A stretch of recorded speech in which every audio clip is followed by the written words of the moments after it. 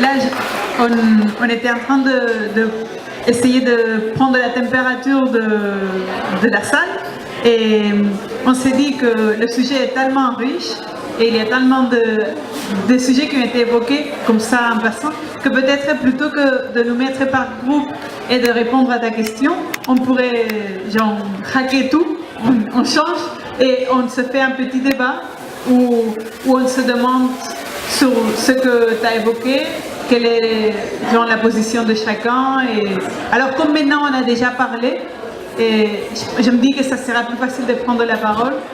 Alors est-ce que ça vous va ou vous préférez Alors on peut commencer le débat avec une question. Si vous êtes d'accord, ça vous va? Oui, par rapport au schéma où tu gardes en fait la filiation du plan, ouais, je te le rattrapais, du plan pour savoir qui a été à l'origine du tabouret, qui a rajouté le dossier, et au final le dernier. Si moi je suis designer et que je me dis ah il est sympa ce tabouret avec ce dossier, mais j'ai pas envie de payer les gars qui ont fait le tabouret et le dossier, je vais fabriquer une chaise et je veux dire que moi, de but en blanc, j'ai fabriqué une chaise qui a en plus des accoudoirs. Et en disant non mais moi je me suis pas basé sur eux, c'est mon plan. Et je fais un nouveau A, un A2 quoi. Comment tu gères ça donc là, la question, c'est de dire comment est-ce qu'on fait pour prouver qu'une création qui a été déposée dans MakerNet est bien authentique et comment est-ce qu'on fait pour éviter les fuites de ces créations. Alors donc en fait c'est deux questions en une. La première question à mon avis c'est comment est-ce que je fais pour m'assurer que personne va télécharger les plans et faire lui-même sa production. En fait ça c'est clairement un parti pris que j'ai fait de dire que ça n'est pas mon problème dans le sens où en fait je propose une plateforme sur laquelle on va pouvoir poster des designs qui sont open source, donc on aurait pu se retrouver en fait sur n'importe quel site web que n'importe qui peut télécharger, que n'importe qui peut produire en série s'il veut. Effectivement là ma cible c'est les gens qui n'auraient pas fabriqué eux-mêmes leurs produits. C'est-à-dire c'est les gens qui sont intéressés par un produit mais qui n'auraient pas les compétences, ni le temps, ni simplement si tu redessines entièrement le truc, et donc c'est pas le même fichier, c'est une autre création. T'as beau t'être inspiré d'une chose, de toute manière, moi-même à titre personnel, j'ai l'impression qu'il y a très peu de choses que je crée totalement. C'est-à-dire que en fait finalement avec tout ce que je vois dans les films, dans les livres, dans les supermarchés, en fait tout ça me donne des idées qui font que mon cerveau les met ensemble et ça fait un truc que j'ai créé entre guillemets. Mais finalement il n'y a rien quasiment, en tout cas moi personnellement, que je crée entièrement from scratch. C'est que des choses qui m'ont influencé d'une certaine manière. Donc finalement pour moi c'est une autre création quand on redessine le fichier.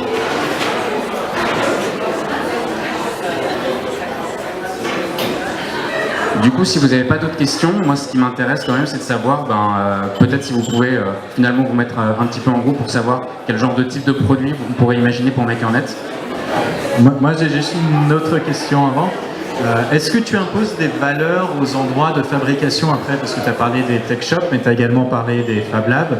Est-ce que tu regardes ce que eux appliquent comme charte de comportement ou de valeur ou de quoi que ce soit? Ou est-ce que là aussi c'est pas ton problème et tu... Alors là c'est pas mon problème, dans le sens où évidemment j'ai envie que l'écosystème soit dans des endroits qui sont respectueux de l'environnement, etc. Après je pense que c'est un peu une question de piège dans le sens où aujourd'hui la plupart des lieux qui vont s'inscrire dans MakerNet probablement sont aussi des lieux qui ont une certaine idéologie.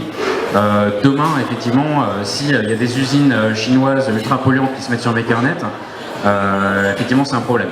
Et c'est une excellente question que je vais garder en tête pour y réfléchir, mais effectivement c'est un point intéressant. Merci. Oui, donc moi je me mets à la place du consommateur, je me dis qu'est-ce que j'ai racheté, pour répondre à ta question, du point de vue consommateur, on n'a pas le temps de regarder le reste. Et je me pose tout de suite des questions, si j'achète un tabouret, déjà dans combien de temps il va arriver chez moi? C'est-à-dire, entre le moment où je vais le commander, je sais que si je vais chez Ikea, dans l'après-midi je l'ai.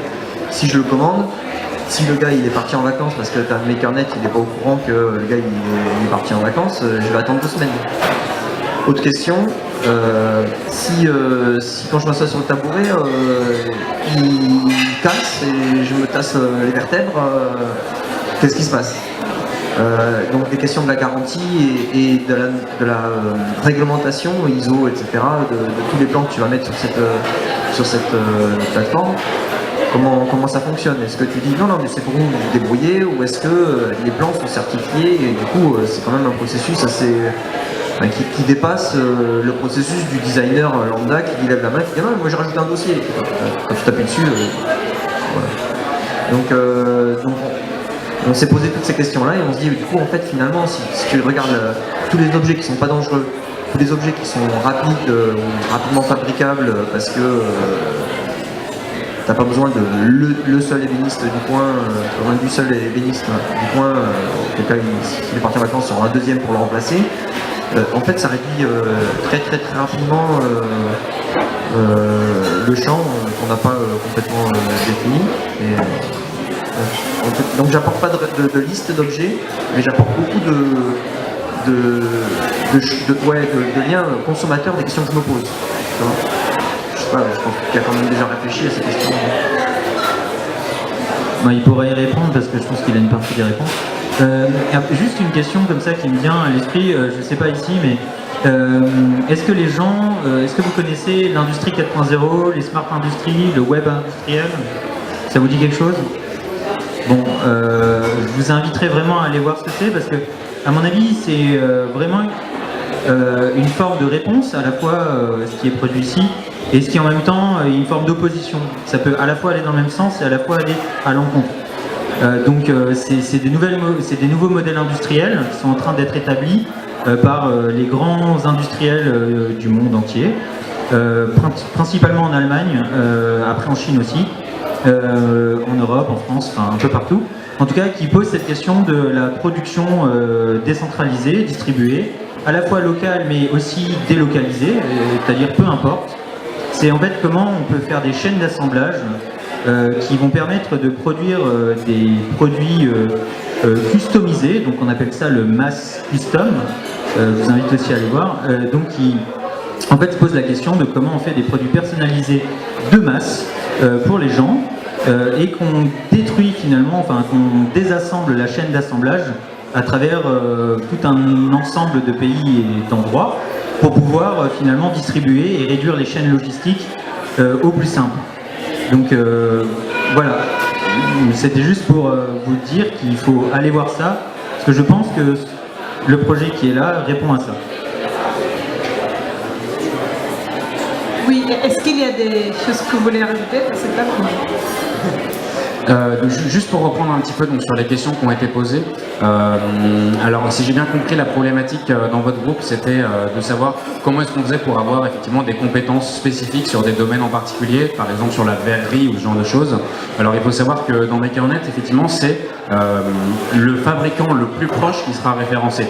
Donc mettons par exemple que j'habite à Paris et qu'il n'y a aucun verrier à Paris qui soit référencé, mais qu'il y en a un au Mans par exemple, et bien effectivement c'est celui du Mans qui sortira. Donc il y a toujours en fait un verrier disponible, donc il y en a un de référencé sur MakerNet, même si c'est dans le pays à côté, dans le pire des cas, on ira toujours chercher en fait la route la plus proche, mais pas forcément dans ma ville, mais toujours la route la plus proche. Ensuite pour les questions c'était comment est-ce qu'on fait pour certifier effectivement ça. Alors il y a différents échelons, c'est-à-dire que en gros effectivement un produit qui est posté sur MakerNet, au début il va pas être forcément certifié. Par exemple typiquement si j'ajoute juste un siège à un tabouret, au début ça sera pas forcément certifié. Par contre effectivement il y a des process de vérification des plans et des étapes de fabrication qui peuvent venir se greffer en fait et qui seront des coûts supplémentaires avec certaines les blueprints, c'est comment dire, c'est les fichiers de fabrication sur MakerNet. Certaines blueprints qui seront certifiées et d'autres non. Et à certaines normes, comme par exemple les normes européennes ou les normes américaines ou les deux. Donc ça c'est une problématique effectivement que j'ai traitée aussi. Ensuite tu parlais de... Pardon. Ah oui, attends, donc d'abord tu m'avais parlé de MakerNet ne sait pas si le mec il est en vacances, bah en fait si, parce que en fait MakerNet ne propose pas une route de fabrication si le mec n'a pas répondu en combien de temps et combien d'argent il pouvait le faire. Donc c'est plutôt comme Uber en fait. Ensuite, c'était quoi la suivante? Là, la garantie, c'est la certification. Voilà. Oui. Alors, je vous laisse la parole, vous. Notre groupe a eu une idée qui n'a pas été énoncée. Mais on avait pensé au lieu, avant d'arriver à cette idée, on avait pensé au lieu de vente, de distribution ou d'acheminement. Est-ce qu'on pourrait pas imaginer qu'il y ait quand même des sortes de dépôts pour MakerNet? Ça peut répondre aux questions des délais. Effectivement, l'idée qu'on aurait déjà en tête les produits voudrait dire qu'on peut déjà les acheter, mais on a pensé à des produits culturels qui peuvent gagner de l'assemblage des idées, des contributions de chacun. Alors, on peut être designer d'une anthologie d'un groupe de rock des années 60, c'était un exemple qui nous est. Donc, et en fait, ça nous a amené à un deuxième point qui est de dire, finalement, est-ce que MakerNet, c'est pas aussi une plateforme d'expression des besoins? Est-ce que c'est pas aussi une plateforme où on peut dire, moi j'aimerais bien avoir cette anthologie parce que je suis fan ou je suis chercheur, donc j'aimerais connaître tout sur la permaculture, et on sait bien que du point de vue de ceux qui pourraient contribuer à cette anthologie ou cette bibliographie, on n'écrit pas tout ce qu'on pense, on ne publie pas tout ce qu'on écrit et on ne référence pas très bien tout ce qu'on publie. Donc ça peut servir dans ces deux sens-là. Moi, je trouve que c'est un super bon final à cette présentation, de retourner la question et de dire peut-être que c'est justement une plateforme pour exprimer nos besoins. Et là, je vous propose de finir officiellement le meet-up et de continuer à discuter entre nous autour d'un verre. Et voilà, on peut continuer à poser des questions aux intervenants. Bon, merci beaucoup.